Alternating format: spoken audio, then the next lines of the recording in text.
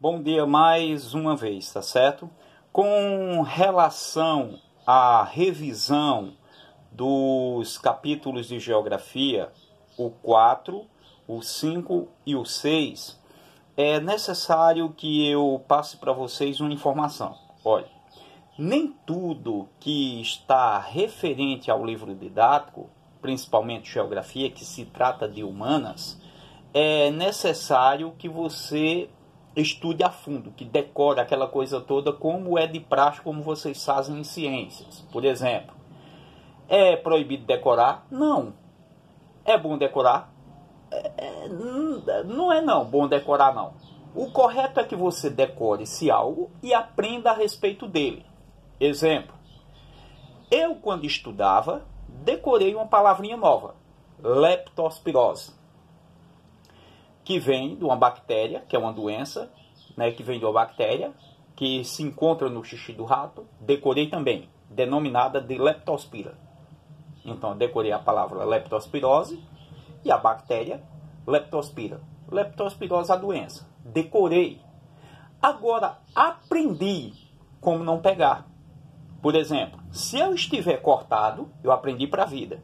Como a minha cidade é comum muitas enchentes, eu corro o risco de entrar na água contaminada e me contaminar. Porque o corte vai fazer com que a bactéria penetre na minha corrente sanguínea e eu passe a ter a doença. E quais os sintomas da doença? Uma das suas características mais graves é a paralisação dos rins, na sua etapa mais macabra, assim por dizer. Então, na prática, eu aprendi como não pegar e como evitar, principalmente as águas contaminadas de rios, esgotos, principalmente no período das enchentes. Aprendi, mas eu decorei. Leptospira, a bactéria, né, lá do xixi do rato doente, que nem todo rato tem a bactéria, né, o rato doente, e a leptospirose, que é a doença. Deu para você entender. Em geografia, vamos fazer a mesma coisa, nesse processo de revisão. Primeiro ponto, você não vai decorar isso aqui tudinho, entendeu? Tem uma perspectiva, olha só aqui, ó. 2010. Ô pessoal, olha só. 1940. Tem aqui um contexto histórico desse processo de diminuição do número de filhos por mulheres. Você tem que aprender isso, não decorar isso aqui. Olha, em 1900 e tal teve tantos. Não, pessoal, não utilizo esses gráficos como demonstrativo para você decorar. Você tem que aprender a estudar geografia. Você utiliza esse gráfico para você analisar como foi a queda drástica. Deu para você entender isso? Então, é necessário que nos indicadores sociais, o primeiro, você tem que entender que as mulheres passaram a ter menos filhos. A minha avó teve uma tuia, minha mãe teve 6. Já minha irmã teve 2 e eu 1. Né? Eu 1, assim por dizer, viu? Minha esposa, 1 filho. E a tendência é diminuir. Por que esses indicadores sociais? Porque hoje muitas mulheres são chefes de família, são profissionais liberais de trabalho e não tem tempo só para estar procriando. O marido saía para o roçado, saía para a roça, saía para o trabalho e tudo, e a mulher ficava em casa, os afazeres domésticos. E muitas delas passavam a ter mais filhos, né? E é interessante esse processo de evolução da mentalidade da mulher. Olha, muitos filhos vai dar problema para eu criar. Né? É a cidade, é o transporte, é a escola para pagar, é um monte de coisa. Já existe esse processo de informação que filhos dá despesa. Né? Não é interessante isso? Então, é necessário não que você decore esses números aqui, mas que há uma decrescente com relação à fecundidade da mulher na história, a historiografia do nosso país. Né? Veja só que isso varia de região para região. Quanto maior o grau de escolaridade das mulheres no mundo, mais informadas elas são e mais, né, precavidas elas ficam. Isso é interessante. Então as mulheres passaram a ter menos filhos por conta dessas prerrogativas que eu apresentei para vocês. A questão da modernidade, do emprego, do seu deslocamento e por fator, principalmente, que muitas deles são chefes de família. Observe bem que existe aqui alguns números, né, de filhos por mulheres. Isso é muito... Ó, quantos filhos sua mãe tem? Vou dizer assim, vamos fazer uma sátira disso, 2,4. Não, pessoal, não é isso não. Isso aqui são bases dividido a população pelo número de mulheres, segundo dados do IBGE. Mas eu não vou utilizar essas numerações. Eu só vou utilizar isso aqui, ó, por exemplo. Qual região do país, quais regiões as mulheres têm menos filho? Sul e Sudeste. Aqui é onde estão os melhores índices educacionais do país. Aqui é onde estão a maior parte das mulheres com formações, né, com relação a outras regiões, isso em porcentagem. Então, quanto maior o nível de instrução, menor é a quantidade de filho que essa mulher vai ter, porque ela já passa a analisar as consequências de dar conta de tanta criança. Não é verdade isso? Então, eu posso utilizar isso aqui, a posição sul e sudeste do país, onde estão as áreas mais desenvolvidas, né, as principais cidades, onde também estão os melhores índices educacionais, houve essa diminuição. Não é interessante? Observe que a região norte e a região nordeste é onde tem o maior número de filhos por mulheres. Também está relacionado a esses fatores. Deu para você entender isso? Eu não vou utilizar esse mecanismo aqui, esses gráficos, como para você decorar esses números. Eu posso utilizar as posições, por exemplo, sul e sudeste do país, onde as mulheres têm menos, né, filhos atualmente. Mas os dados eles são desatualizados, se você analisar aqui, né? Já há uma mudança com relação a esses percentuais. O que você deve analisar com relação a isso? A expectativa de vida das mulheres são maiores, dos homens são menores, porque elas se cuidam mais, né? É interessante que uma boa parte dos homens, né, estão brigando, né, morrem no trânsito, tem aquela questão de homicídio, tudo envolve a maioria deles. Apesar deles também não se cuidarem muito, não está indo lá ao médico fazer exame de próstata, né, está coerentemente, né, com as suas taxas em dia, que ele não tem essa preocupação entre homens. Então isso faz com que a expectativa de vida deles seja baixa com relação às mulheres. E as mulheres no país, ó, vê só, 78 anos, as mulheres estão vivendo mais. Lembra que eu falei, eu acho que foi aí na sala, sobre a importância da reforma da Previdência? Tem a necessidade de se fazer, porque hoje o brasileiro vive mais, né? Está se aposentando mais cedo, né?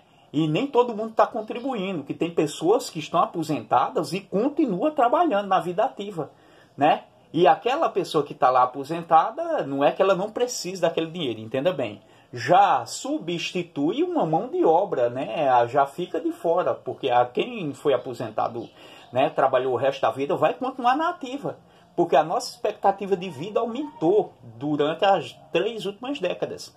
E há uma necessidade da reforma da Previdência. Isso é dito por todo especialista, né, sem fanatismo nenhum, porque estamos vivendo mais e uma boa parte da população está se aposentando mais cedo, assim por dizer, né, que hoje está mais difícil com relação a esses fatores. Observe bem que mulheres se aposentam mais cedo e vivem mais, né? Homens, né, se aposentam mais tarde e vivem menos com relação a isso. Isso é só uma análise para você identificar isso. A verdade é que a esperança de vida nossa cresceu, né? A nossa expectativa de vida ela cresceu. Então a média do brasileiro, a gente chega em torno de aproximadamente mais 70 anos. Quem mais vive na Terra são os japoneses. A expectativa de vida deles são altíssimas. Você vai analisar nesses fatores os fatores sociais, né? As questões de doenças relacionadas a essa nossa vivência, a questão da violência que fazem com que os homens, né, eles tenham uma expectativa de vida mais baixa. E observe bem que eu não vou utilizar esses dados aqui, essas pirâmides etárias. O necessário é que você entenda que no mundo existe mais mulheres do que homens, devido a esses fatores que eu falei. Os homens se cuidam pouco, são os que mais morrem em acidente de trabalho, são os que mais morrem em acidente de trânsito, em homicídios e assim por diante. Deu para você fazer esse entendimento, tá certo?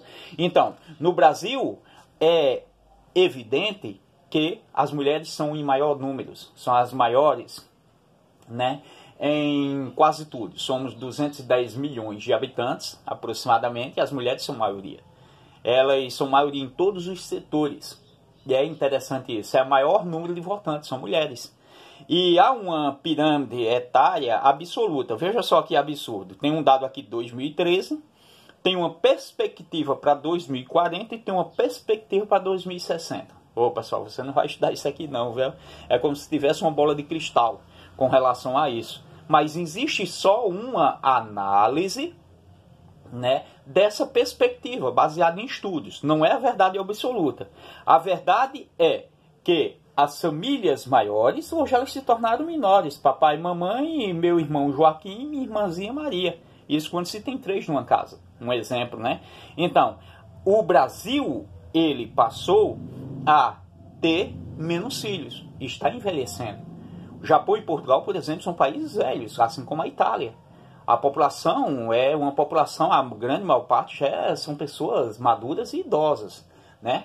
Tem poucas crianças nesses países. E há um certo incentivo para que se tenha filhos, principalmente em Portugal. Essas questões estão relacionadas ao controle de natalidade. Por que estamos vivendo mais? Né? Porque hoje a população ela tem acesso aos meios de saúde. Não é tão bom, mas com relação a 3 décadas atrás é um paraíso. Hoje quase todos os meninos têm os cartões de vacinação. Você vê os agentes de saúde subindo rua e descendo. Você vai analisar isso. E quando analisar esse fator, você subentende que a taxa de mortalidade do país houve uma redução gigante nas últimas décadas, né? Então a população ela passou a ter uma certa qualidade de vida, principalmente com acesso à saúde, porque o agente de saúde, o agente de DNI está nas portas. Isso há 30 anos não existia. E essa relação é interessante para que você faça uma análise dessa questão. Observe que a distribuição da população ela está relacionada nos grandes centros urbanos e principalmente nas áreas litorâneas. E dentre esses conceitos, existe uma densidade demográfica muito grande nos grandes centros urbanos. Você vê na região norte Manaus, você vê aqui na região metropolitana do Recife, região metropolitana de Salvador, você vê a região metropolitana de São Paulo, Rio de Janeiro, Porto Alegre e assim por diante. Então, a maior concentração, lembra daquela aula que nós damos, né? Que a maior parte da população do Brasil, ela situa-se no litoral. E eu explicando a vocês, numa aula passada, né, nas aulas passadas, que de uma cidadezinha para outra no sertão, né, existe uma distância de 70, 80 quilômetros em várias delas. E aqui no litoral, assim por dizer, uma por cima da outra, por exemplo. Daqui 17 quilômetros você chega em Cortês, 17 quilômetros você chega em Bonito, 17 quilômetros você chega em Camusim. Uma por cima da outra. Então, a maior parte da população brasileira ela está centralizada no litoral. É interessante esse processo. E os grandes centros urbanos abarrotados. Eu não vou utilizar esses números. Olha só. Dados demográficos da densidade do Brasil 2010. Mas é necessário que você entenda que a densidade populacional do nosso país ela está concentrada nos grandes centros urbanos, nas áreas próximas ao litoral, ao oceano, e existem grandes vazios demográficos no Brasil, principalmente na região amazônica. Olha, menos de 1 habitante por quilômetro quadrado. Olha quanta área desabitada. E com relação a isso, existem vários problemas. Nem todo mundo tem acesso à rede de esgoto, água potável, saneamento básico, né, assim por dizer. E existe nesses conceitos de concentração urbana muito desemprego, violência e desigualdades sociais.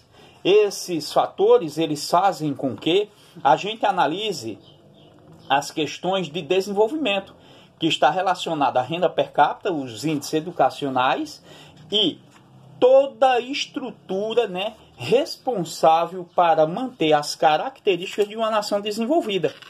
E o Brasil está muito longe de ser desenvolvido, assim como a Espanha, assim como Portugal, assim como o Japão, assim como Israel. Né? Porque, apesar dos pesares de toda a melhora que ocorreu, existe muito esgoto a céu aberto. E o que é que significa de esgoto a céu aberto? Várias doenças. É interessante isso.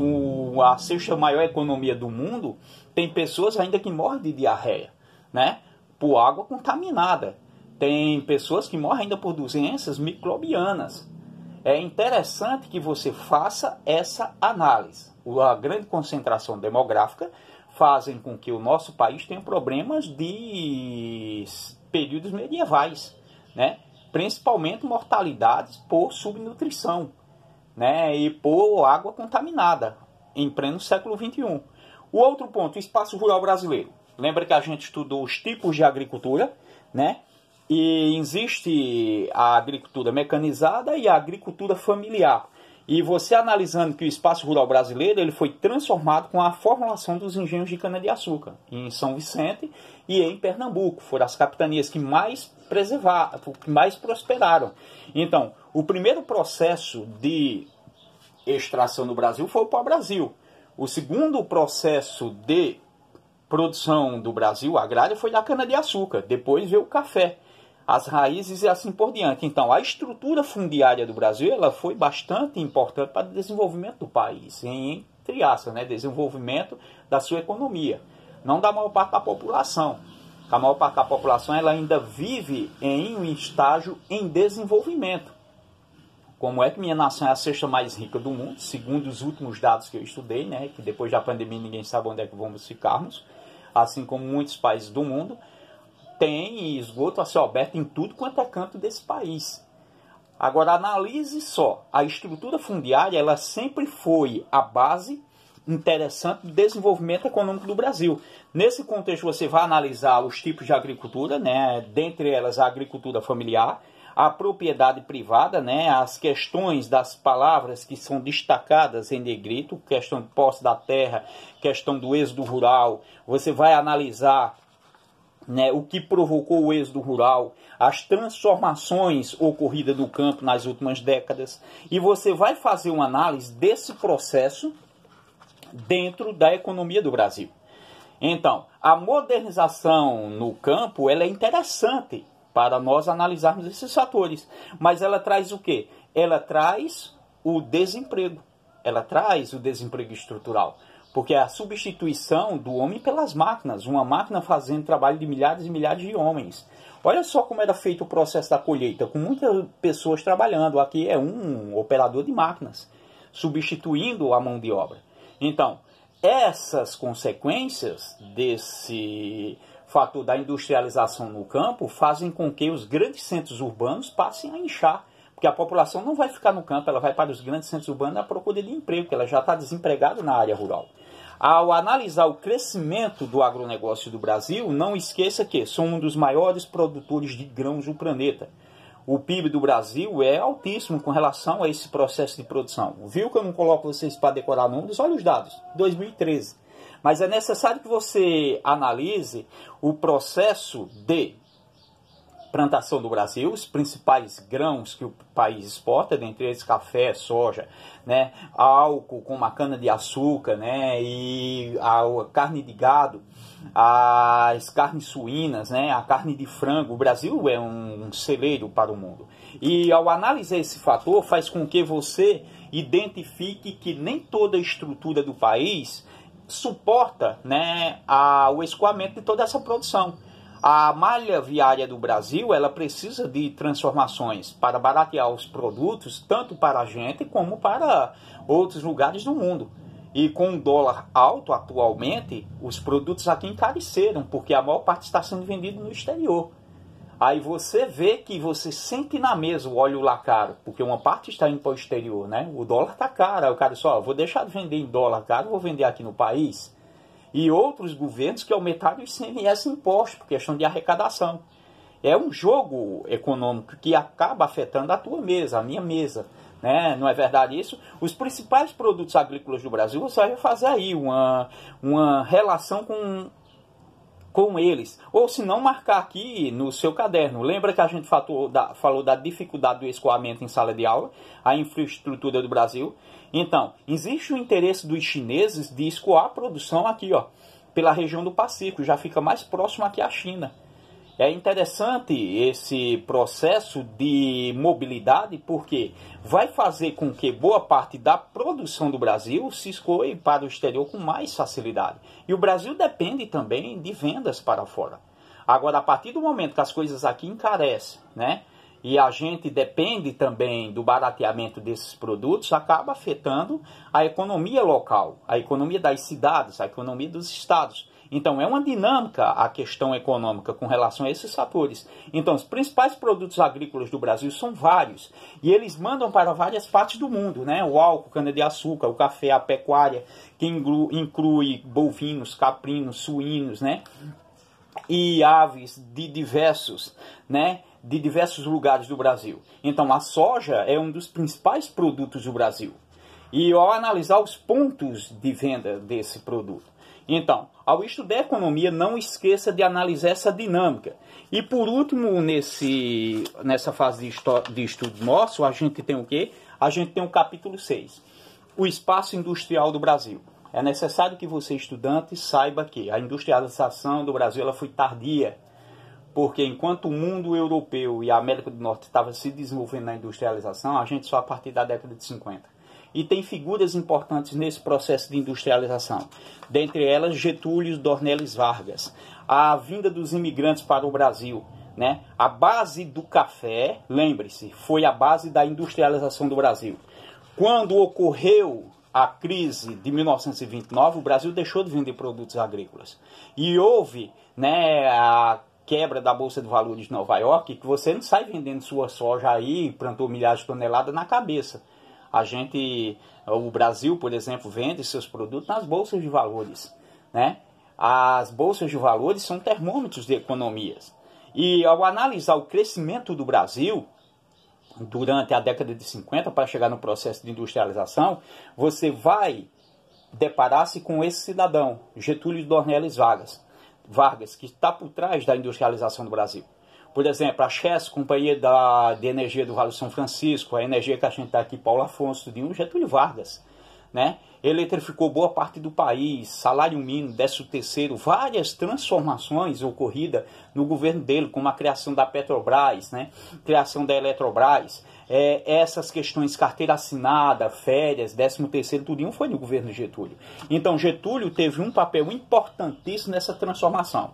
Você vai analisar os produtos primários, né? Os produtos secundários e os produtos terciários. Dentre esses você vai analisar a indústria de bens de produção, a indústria de bens de capital e a indústria de consumo. Nesse processo da industrialização também vai identificar o desemprego estrutural. Nesse desemprego estrutural, você subentende-se que a mão de obra sendo substituída por robôs e a distribuição espacial da indústria do Brasil. Então, nas décadas de 50, 60 e 70, a industrialização ela centralizou-se na região sudeste, que é a região mais rica economicamente do país. Entenda bem que São Paulo e Rio de Janeiro estão os maiores complexos industriais do Brasil. Depois foi criando a Zona Franca de Manaus, a gente foi criando ali o Centro Petroquímico de Camaçari, e tempos depois aqui na região de Pernambuco, o Centro Industrial, e foi diversificando, mas não substitui, né, a economia paulista e a economia do Rio de Janeiro com relação à industrialização. A região mais desenvolvida do Brasil, não esqueça disso não, viu? É a região sul, mas não é a mais rica, que a mais rica está a região sudeste, onde quase 40% do PIB do Brasil é de São Paulo, né? Então, ao longo das décadas, São Paulo se destacou como a principal economia do país e ainda continua, né, sendo o centro maior de industrialização. Então, a inserção do Brasil na terceira revolução industrial é presente, mas a gente teve a industrialização tardia. Então, a desconcentração da indústria em vários lugares fizeram com que boa parte do país recebessem, né, investimentos. A Zona Franca de Manaus, por exemplo, não se compra imposto, por isso é chamada Zona Franca de Manaus. Muitos produtos que vocês têm aí, elétricos e eletrônicos, vêm da Zona Franca de Manaus. E ao analisar a indústria brasileira no século XX, você vai se deparar com vários desafios, né? Os polos tecnológicos, a questão da evolução tecnológica, até chegarmos ao conceito que a gente tem hoje, que o Brasil está crescendo, por isso faz parte do BRICS. Brasil, Rússia, África do Sul e Índia. Esses países, junto com a China, fazem o processo de países crescentes em desenvolvimento, tanto tecnologicamente como economicamente. Deu para você entender esses capítulos? Se você quiser recapitular aquelas nossas aulinhas lá, você fique à vontade, viu? Olha só, lembre-se, estude os títulos e os subtítulos, principalmente as palavras em negritos, e não se apegue a números, tá ok?